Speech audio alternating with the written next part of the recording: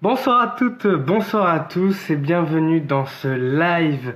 Pas présentation manga, plus un live spécial histoire, description des différents types, des différents styles de lecture dans la bande dessinée japonaise, qui est donc le manga. Vous le savez, enfin pour ceux qui savent, ceux qui ne savent pas, dans le manga, il y a plusieurs catégories de lecture. Mais avant de revenir, je vais faire quand même un petit cours d'histoire pour expliquer donc ce que c'est qu'un manga, même si j'avais déjà expliqué il y a quelques temps. Comme dans les romans, dans la bande dessinée, dans les albums, dans quasiment tout ce qui touche à la littérature, il y a un type, un style de lecture, un genre, si on peut le mettre entre parenthèses, genre. Dans les romans, vous avez tout ce qui est polar, je pense à la chef, le polar, la jeunesse, le fantastique, la science humaine, la littérature classique, contemporaine. Vous avez énormément de choses. En bande dessinée, c'est la même chose. Vous avez pareil la BD jeunesse, la BD historique, la BD science-fiction, voilà, la BD humoristique, etc., etc. Et dans le manga, c'est le cas. Dans le manga, vous avez différents types, différents styles de lecture, différents publics destinés à ce manga. Et généralement, les éditeurs et les mangaka vont faire une œuvre qui vont, je vais dire, appuyer, qui vont intéresser le public visé. Et là, c'est des noms compliqués, ce sont des japonais. Vous allez me dire, je vous parlais japonais pendant un petit moment, vous allez me dire, c'est du japonais. Justement, c'est japonais. Et il y a trois grandes classes, trois grandes catégories dans le manga, qui est le shonen, le shoujo et le seinen. Si je peux faire un petit aperçu, voici le shonen. One Piece, manga très très connu. Vous avez des enfants, des petits-enfants, de la famille qui aime le manga. One Piece est sûrement l'incontournable actuellement. Dragon Ball également, Pokémon aussi, pour les plus vieux, on pourrait même dire Albator est un shonen. Qu'est-ce qu'un shonen? Quelle est la base de ce manga? Un manga shonen se fait en fonction du public visé, comme je vous l'ai dit. One Piece, comme vous pouvez le voir, c'est un manga donc on va suivre l'histoire d'un jeune garçon qui a un pouvoir, qui se bat généralement pour le pouvoir de l'amitié. Il a confiance en ses amis, il veut sauver ses amis, il a un rêve, il a un but et il va tout faire pour réaliser ce rêve, pour réaliser ce but. Naruto, le fait de vouloir devenir Hokage. Pokémon, le fait que Sacha veut devenir le meilleur dresseur, est là pour sauver ses amis. Il a une morale, le manga est là pour donner l'envie aux lecteurs, notamment aux jeunes garçons, car le shonen vise généralement le jeune garçon, d'une dizaine d'années à peu près, de se pousser, d'aller dans ses limites, d'aller jusqu'au bout, de croire en lui-même, de croire en ses rêves et de croire en ses amis. Généralement, c'est ça les messages qui sont transcrits dans les shonen. Bien sûr, il y a des shonen un peu plus sérieux, si je puis dire, hop là, comme Silent Voice, un shonen qui est là, qui parle de l'handicap. Voilà, c'est un shonen qui a une morale et un fond beaucoup plus mature que ce type de manga. Et je dis pas que c'est pas mature, loin de là. Bien sûr, le Silent Voice, on parlera une autre fois, parce que là, je devrais faire une chronique spéciale ce manga, tellement que ce manga est bon. Et donc voilà, vous avez le shonen, généralement, c'est dans ce retranchement, dans ce type de lecture, pouvoir de l'amitié, du combat, du sang, entre guillemets, mais pas violent, beaucoup d'humour, et c'est un public destiné, c'est un manga qui vise un public de 10 ans, jeune garçon de 10 ans. Maintenant, nous avons... Hop là, je dois carrément changer, je suis toujours là, coucou. Je dois carrément changer d'étagère pour sortir, parce que j'ai quand même mon étagère seinen et mon étagère shonen. Le shoujo. Et ça, le shoujo, on a parlé du jeune garçon, maintenant on va parler de la jeune fille. L'histoire, c'est du shoujo, c'est de l'amour, c'est très facile à faire. Ce qui est dommage, c'est que c'est très cliché. Généralement, 80% des shoujo sont des histoires d'amour entre un triangle amoureux. Généralement, c'est quasiment tout le temps une jeune fille. Le personnage principal, on suit l'histoire d'une jeune fille qui veut se battre. Voilà. Là, Snow Illusion, c'est des petites histoires courtes d'amour entre une jeune femme qui n'arrive pas à être une femme parfaite. Elle veut tout faire pour l'être. Encore une fois, devenir une femme parfaite. Qu'est-ce qu'une femme parfaite? Bah, c'est la femme qui sait faire la cuisine, qui sait faire le ménage, qui sait faire ça. Voilà. On rentre dessus dans des gros clichés. Ça, c'est un shoujo, pardon, un peu adulte tout de même parce qu'il y a une petite scène érotique. Généralement, le shoujo, on va plus dire du Killari, du Nana, du Nidika. On va suivre l'histoire d'une jeune collégienne, lycéenne, qui tombe amoureuse du plus beau mec, du plus beau garçon de la classe, du collège ou du lycée, mais elle veut tout faire, mais elle est pas assez belle, bref. C'est très souvent ça, et c'est pour ça que c'est un peu dommage, parce que 80% tourne autour du pot. Il y a rarement, je dis bien rarement, il y a des cas, bien sûr, où le manga shoujo est intéressant. Snow Illusion est très bien. J'ai aussi les fleurs millénaires qui est magnifique. Orange qui parle beaucoup d'amitié, mais voilà. Ce sont ce type de manga, mais peut les compter sur les doigts de la main, les excellents shoujo, parce que sinon tout le reste c'est du vu, du revu et du revu. Maintenant, je vais passer à la catégorie, hop là, seinen. Oh bah je pense que le mieux pour caractériser le seinen, notamment plusieurs types de seinen, je vais vous présenter Sunken Rock. Là, le seinen est un peu plus compliqué. Parce que le seinen a du mal à faire sa place. Je m'explique. Il y a beaucoup de shonen au Japon qui chez nous est considéré comme shonen, mais au Japon est considéré comme seinen et vice versa. Là, l'édition, c'est là le problème de l'édition. Mais je ferai sûrement un autre live pour parler des éditeurs. Le problème avec le seinen, c'est que l'auteur est un peu plus libre pour faire ce qu'il veut. Là, je vous présente Sunken Rock. J'en parlerai aussi également une autre fois. Sunken Rock, l'histoire d'un jeune garçon qui veut, on peut voir de suite la couve de derrière, voilà. J'espère qu'il n'y a pas des enfants qui regardent ce live, parce que là, je peux mettre un petit 18+. L'histoire, donc, voilà, de Ken, un jeune garçon qui veut devenir policier. Le problème, c'est qu'il entre dans la mafia.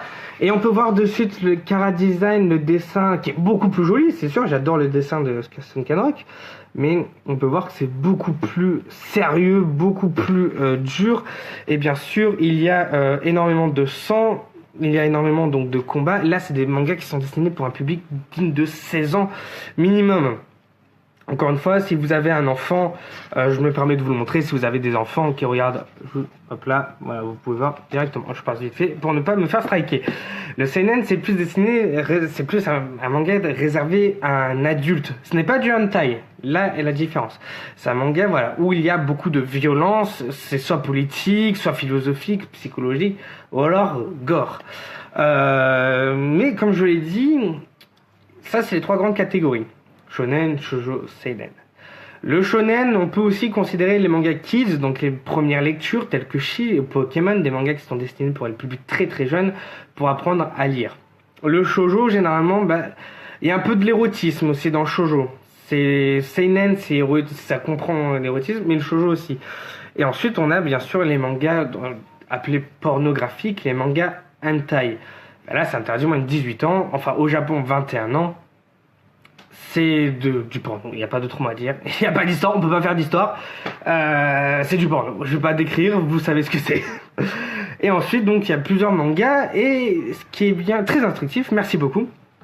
Mais ce que j'aime dans le manga par-dessus tout, qu'il y a également dans la bande dessinée, et c'est ce qui fait la beauté du manga pour moi, qui est énormément critiqué, c'est qu'on a aussi des adaptations littéraires en manga. Les Fleurs du Mal en manga existent, Les Misérables en manga existent, des personnages tels que Nietzsche, Karl Marx, etc.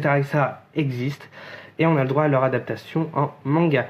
Et c'est excellent car généralement c'est une adaptation, l'auteur prend une certaine liberté à faire son propre s'inspirer de la Fleur du Mal. C'est pareil, l'histoire d'un jeune garçon qui est fan de Baudelaire et n'hésite pas à lire Les Fleurs du Mal pour pouvoir s'échapper de sa vie, son quotidien désastreux, si je puis dire. Vous avez de la poésie, vous avez tout dans le manga. Vous recherchez un manga, c'est comme pour une bande dessinée, vous recherchez une BD sur la poésie, vous recherchez une BD philosophique, une BD historique, un manga historique, futuriste, tout ce que vous souhaitez, vous le trouverez en manga. C'est aussi simple que ça. Encore une fois, je peux même parler de lui, le mari de mon frère, qui parle de l'homosexualité. Je trouve tout ce qui se passe sous ma main. Voilà à peu près. Ça, c'est pour les 3 grandes catégories. Mais, qu'est-ce que le manga? J'ai posé la question tout à l'heure, mais qu'est-ce que le manga? Le manga, on peut le traduire vulgairement par la bande dessinée japonaise. C'est le cas. C'est de la bande dessinée, sens de lecture japonaise, et fait au Japon. Mais on a aussi des mangas des mangas français. Si je peux vous en montrer un. Voilà. Ce manga-là, c'est pareil, sens de lecture japonais, noir et blanc. C'est un Français qui l'a fait. Tony Valente, vous pouvez le voir, il est très connu pour certaines conventions. Mais l'origine du manga date de quand? Il n'y a pas vraiment de date en fait pour l'origine du manga. C'est très vieux comme c'est très récent. Je m'explique. Le manga tel qu'on le connaît sous ce format-là a une date, 1952 très précisément. Bien sûr, avant ça existait également. Mais c'est en 1952 que Osamu Tezuka, le papa de Astro Boy, mais également le papa du manga moderne, a fait le boom du manga au Japon. C'est un peu comme le Dragon Ball chez nous qui a fait le boom en France. Et ben Tezuka a fait le boom du manga au Japon. Pourquoi et comment? Que s'est-il passé? Qu'est-ce qui a fait que ça marche autant? Et là, il faut revenir en 45. Vous le savez sûrement, si vous vous souvenez de vos cours d'histoire, le Japon s'est quand même pris deux petites bombes comme ça sur la figure. Ils se sont pris Hiroshima et Nagasaki. Ça a été très très difficile pour eux de se relever après ça. Physiquement, moralement, psychologiquement, tout était désastreux chez eux. Et Osamu Tezuka, un jeune prodige du dessin, a subi indirectement cette tragédie et a décidé donc de faire un petit personnage pour les enfants, pour qu'ils se remettent d'aplomb, si je puis dire, qu'ils oublient cette tragédie. Astro Boy est né. Astro Boy était le jeune garçon robot pour que les jeunes garçons japonais, jeunes filles, les victimes des 2 explosions, se remettent psychologiquement de ce drame. Le but de Astro Boy. Petit à petit, le manga s'est développé. En 52, il a fait plusieurs mangas. 53, il y a eu de nouveaux mangakas qui sont venus, etc., etc. Au fil des années, au fur et à mesure du temps, nous avons eu de nouveaux personnages qui sont apparus, de nouveaux mangakas. Certains qui sont décédés, ça j'en parlerai également. Le contexte de travail est juste abominable au Japon. Comparé chez nous en France, au Japon c'est 1000 fois pire, si je puis dire, voire plus. Mais ça sera pour le sujet d'un autre live. Et au fur et à mesure, donc voilà, les auteurs sont venus. Et ça fait presque 60 ans que 63 ans plus précisément, que le manga existe. 12 formats. Mais le manga en lui-même, avant c'était des peintures. C'était comme nous, nos Mona Lisa. La même chose chez eux. Avec des peintures, le phénix, le Japon, donc l'art féodal, les samouraïs, tout ça, peut être aussi considéré comme des mangas, car ils représentent une histoire, ils développent une histoire.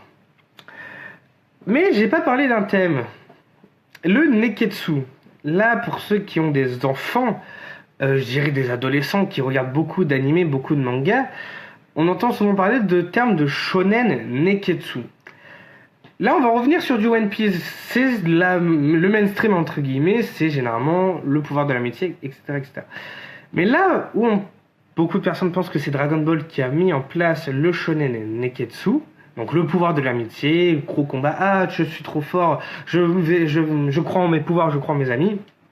Et bien non, c'est Ashita no Joe, un manga sur la boxe qui date des années 1969, qui a développé donc ce concept-là.